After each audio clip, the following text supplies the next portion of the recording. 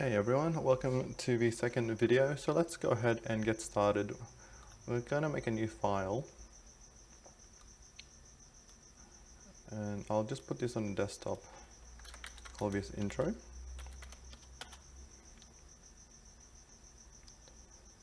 Great. So let's go ahead and open this with idle, edit with idle.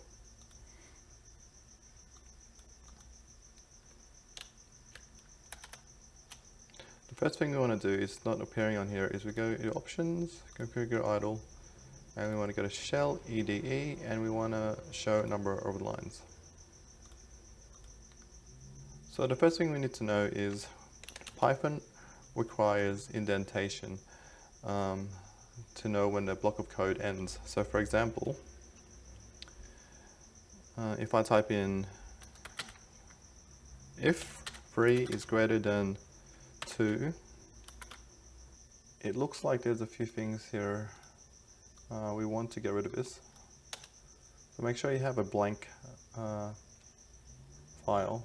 So we need to first understand that Python uses spaces in order to understand where the block of code ends.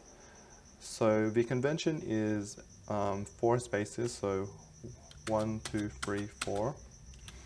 I like to just press tab. You can even just use 1 or 2 or 3, but the convention is 4. So for example, if I write if the number 3 is greater than 2, then print hello.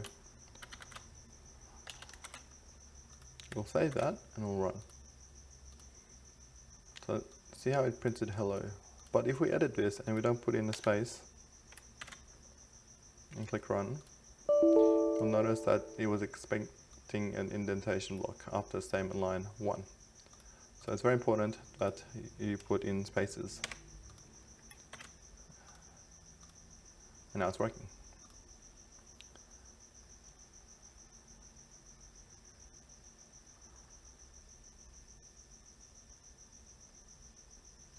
The next thing we need to understand is commenting. So you can do commenting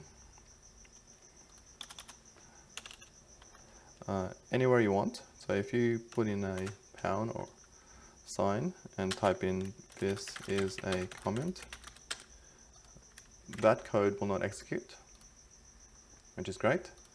We can also put it after a bit of code.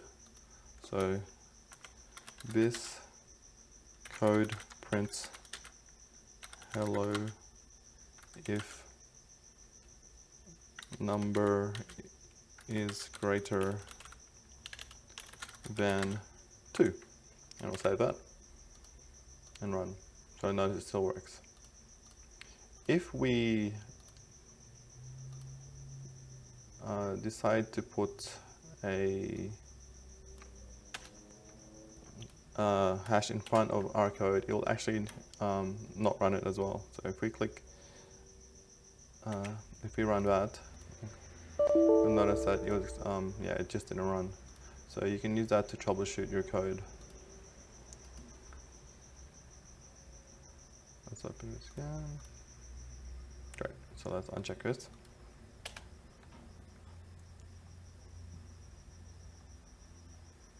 Now the next important thing to learn is variables.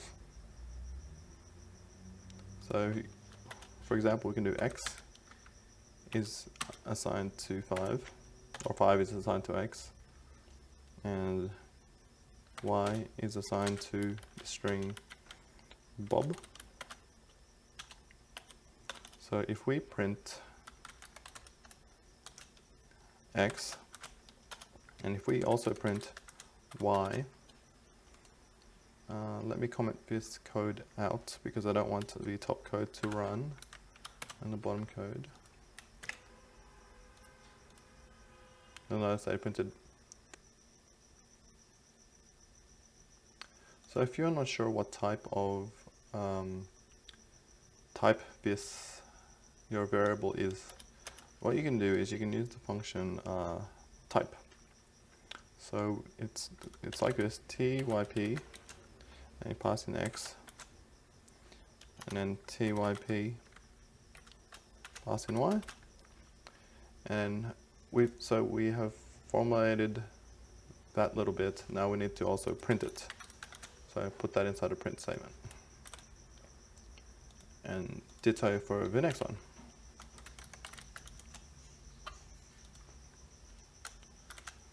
So let's save that. I won't comment this out, and let's just run it.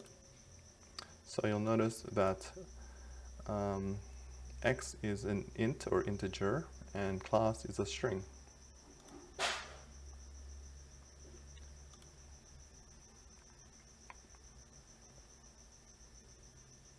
So when you're naming variables, you can do almost whatever you want. So for example, you can say number, all lowercase, or you can say number, all lowercase, all uppercase. You can do credit underscore card, or you can do credit uppercase C and then lowercase. And these are all acceptable.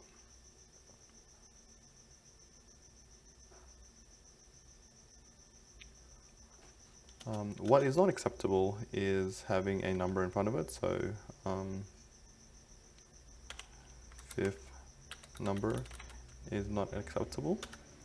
You can't have a hyphen in front of it, so you can't have fifth hyphen number and a space. Fifth number. So let's what we'll do is we'll comment all these out and we'll try them incrementally to see if they are legal. So we're going to comment.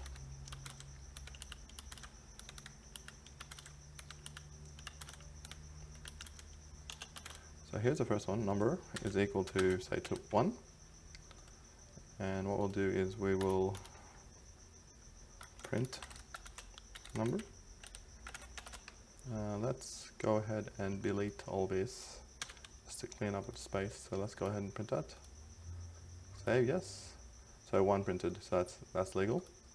So let's now do number is equal to 2, all uppercase. Let's print that number, and we'll run that, and we'll save that as we go.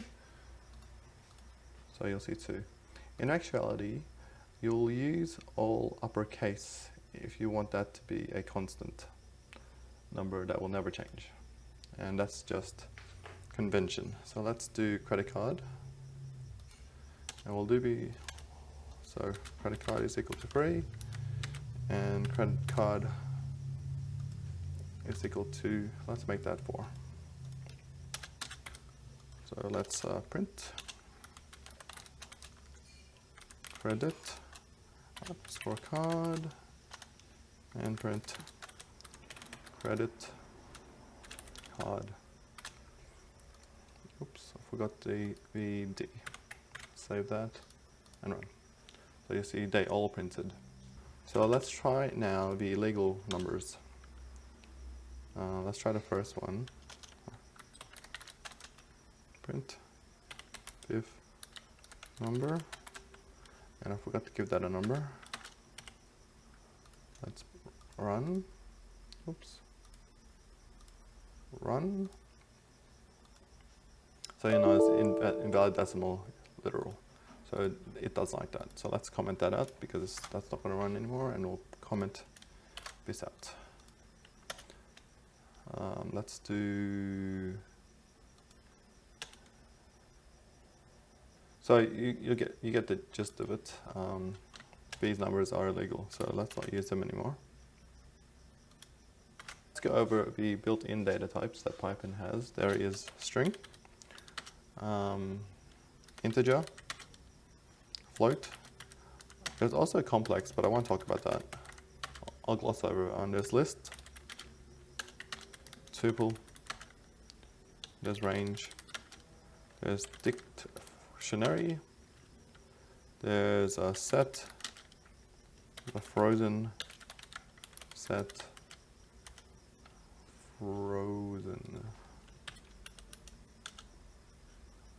There's also Boolean. What else is there?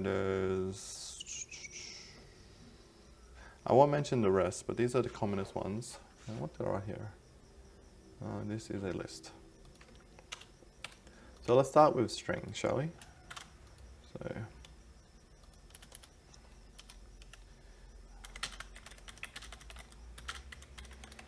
string.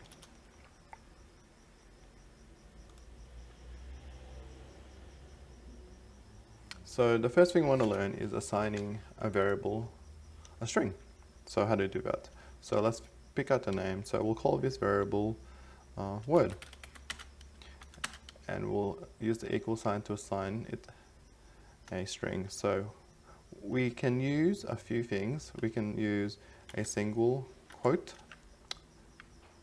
and assign that the name, the word hello. Or we can also do word2 and assign it with a double quote, hello. And word3, we can do a triple quote. You could do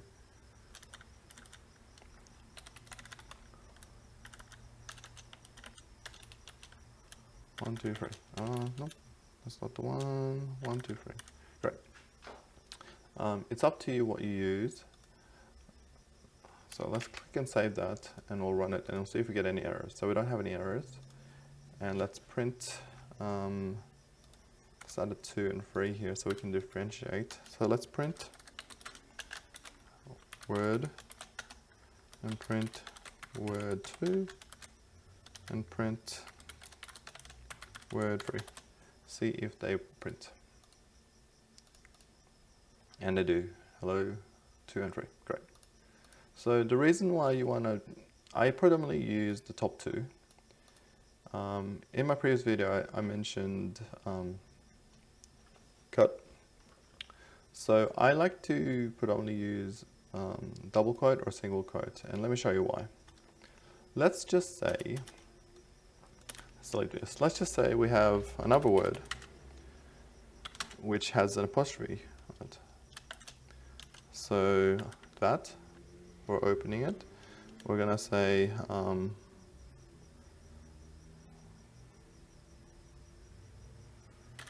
don't, and we put an apostrophe here. Notice how the T becomes no longer colored. So if we click save that and we try to even run this code, it's going to say undetermined string literal detected at line 8. So line 8, it's even telling us, so that won't work.